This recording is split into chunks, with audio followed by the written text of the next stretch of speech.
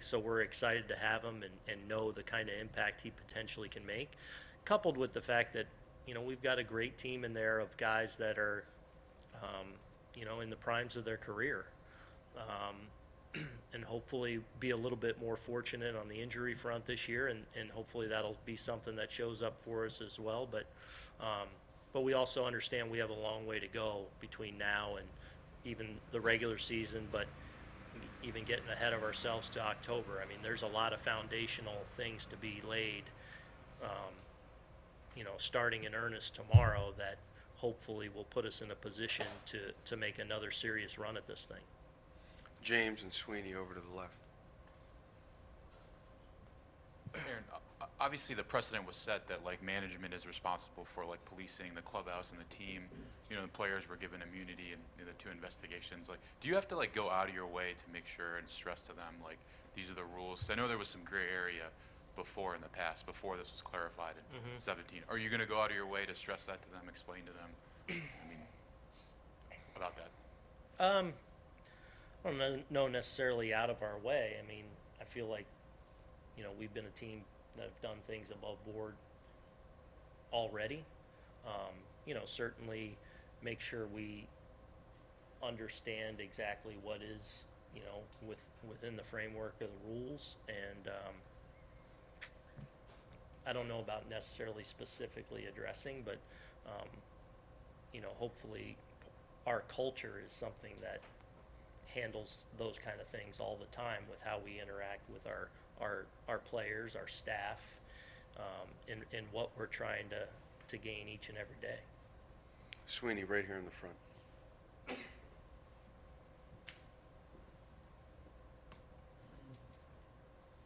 Aaron, you've spoken in the past about how much you respected A.J. Hinch, Alex Cora, Carlos Beltran. How much of that has changed in the last 2 months?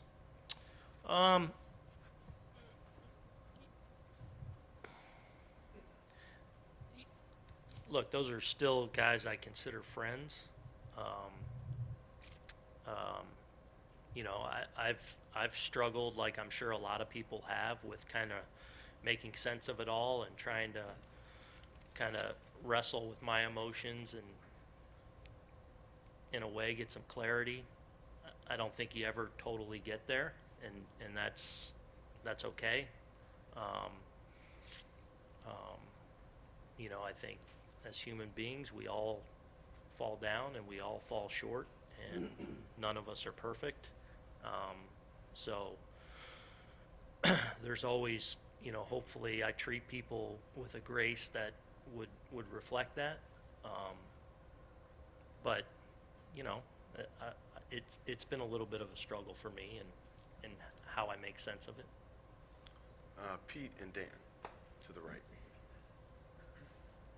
Aaron, how do you see your number 5 competition starter going into the spring? Is this sort of Montgomery's to lose, or do you see a little more wide open than that? We'll see. Monty's in a good place. He's worked really hard this winter. I think him coming back at the end of last season, I think, was important for him to gain a little bit of momentum and for his mindset heading into the winter. He's had a good off season. He's ready to go. He's proven himself at this level, so we know he's certainly capable of it. But we also are very excited about a lot of our young pitchers that, a lot of people already know their names, but also that people are going to start knowing their names. A lot of the guys that we've added to our 40-man that we've been excited about now for several years, a lot of the high-end pitching prospects that you've been hearing about at the lower levels are starting to, they're in camp with us now. You're starting to see them, and it wouldn't be far-fetched to, at some point, see one or more of those guys impact our rotation, our bullpen, whatever it may be. But I guess my point is we feel like we have a lot of good options, and we're a ways away from making that decision. Monty certainly is very much obviously in that mix because of his track record and because of where we believe he is health-wise. But we also want Monty to not feel like he's got to go out and win the Cy Young Award in his first outing in February. This is a process, and we're trying to get individuals ready for what is a very long season. And you know, when the time comes at the end of spring, we'll hopefully make a good decision. Dan, to the right. Aaron, both of your seasons as manager have ended against teams that are now have at least a cloud of suspicion over them. How much does that bother you? Does that make you think about, you know, what might have been if things were different? Honestly, not as much as, you know, when I answered the question about kind of wrestling how I feel about it all. You know, I feel like we lost. You know, we didn't quite push through. There's always that human nature of, you know, what exactly was going on, but I don't, it doesn't eat at me, that part of it. You know, I felt like we fell just a little bit short the last couple of years. And I'm confident that this is the year we'll push through, and looking forward to seeing how that unfolds. Brendan, to the right. Where is Domingo Herman, and what will he be doing this spring? He's in the Dominican. I was actually, as some of you know, I went over there a few weeks ago with a few of our staff members and got to see a lot of our guys. Domingo is one of the guys that came out to the complex, so I got to see him for the first time since all this has gone down and talk to him. So the plan is for him not to be here during spring training as of right now. I guess that could possibly change, but as of right now, we're not planning on him being here with, you know, the fact that the earliest he could be back with us is in June. So we feel like, you know, the work he's able to get in over there, he's been going to our complex now a few times a week for I think the last 3 or 4 weeks. You know, feel like he can get the work he needs to get in there, and that's kind of where we're at on it right now. Do you worry about him being a distraction situation? No, not worried about the distraction part of it, but just the, you know, as I think as an organization right now, we've kind of decided that it's best for him to be there right now. We feel like he's able to get the work he needs to get in there, and then hopefully put himself in a position when the time comes to start ramping up and hopefully join us at some point. Buster, to the right. Aaron, you've talked about the emotion about the Astros and sort of the reaction to it. How do you think those games will be against them this year? And I know they're later, Right. but especially in Yankee Stadium. Yeah. When do we play the? September. September? I think we play them in May in Houston, I think. It's going to be an interesting, I'm sure, season for them. I'm sure the reaction is going to be, you know, a story everywhere they go, and who knows how it all plays out. You know, but at that point in the season, you know, it depends where the two clubs are. I mean, it's certainly conceivable, you know, that us and them could be fighting for a spot in the playoffs, you know, so those could be, you would expect, very important games. What the reaction will be, who knows? I mean, it'll be, I'm sure, interesting and a storyline all season long for them. Jack in the back, and then James to the left. Aaron, one of the themes last year when you faced the Astros in October was how long your relationship dates back with Hinch, back to when you guys were teenagers. Have you had any communication with him individually? And if not, is there a desire for you to have a discussion with him? I texted with him right when the news broke, you know, maybe the couple days after that. I sent him a text message. He texted back. I have not spoken to him, though, since. Is there a desire? Yeah, at some point. I just haven't necessarily been ready to go there. James to the left. I know when you were in Dominican, I know you also met with Miguel. Like, what makes you think that he is capable of handling a multi-positional role? Like, why do that? Why give him that task? Right.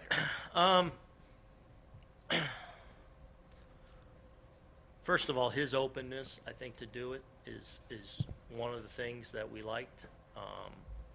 You know, when we first broached the subject with him, he was excited about it, and even told us he had started to do some things on his own.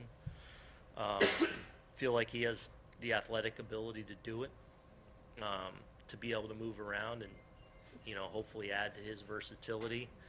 And, with the quality and the depth of our roster, it could be something that's important not only for him but potentially for us too, to have those moving parts. And so, part of this is out of need, because we have a lot of really good players that are capable, and I know Miggy's going to work his tail off at it, and hopefully it's something that can add to his value, because there's no denying obviously what a special bat he is. Andy and then Brian.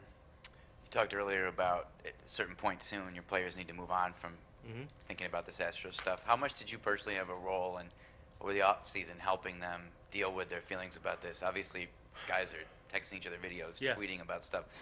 Did you talk and text with a lot of guys through this? Yeah. I've texted and talked quite a bit with guys, and a lot of times you just kind of raw emotion and talking through it and what you're honestly feeling at the moment. And I think that's important and healthy, and I want guys to be able to express themselves on it and kind of make sense of it for themselves. But there is a point where, and I may or may not need to address it. My hope is that, I know you guys are going to ask those questions of guys. You guys have already done that with some of our guys, and, they're going to answer it. But at some point we got to lock in on, we got too much at stake moving forward, to have it just be this distraction that, brings any anger or disappointment into our room.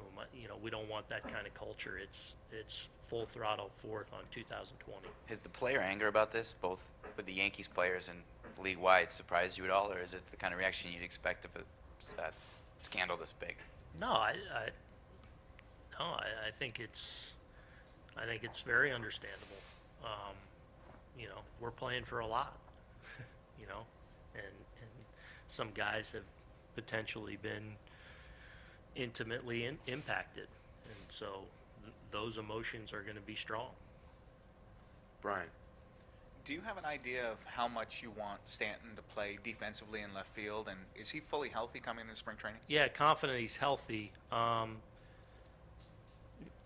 Not sure yet on what that'll look like about games. Kind of depends a lot on the day's matchups, health of our roster, who's playing well, who's earned certain playing time. So does he fit in more that day as a DH in left field and right, whatever it may be. Confident he's healthy. I do think there'll be a fair amount of DH days for Giancarlo, probably even best case scenario if everything's working out, and we have a lot of good people to put in the field.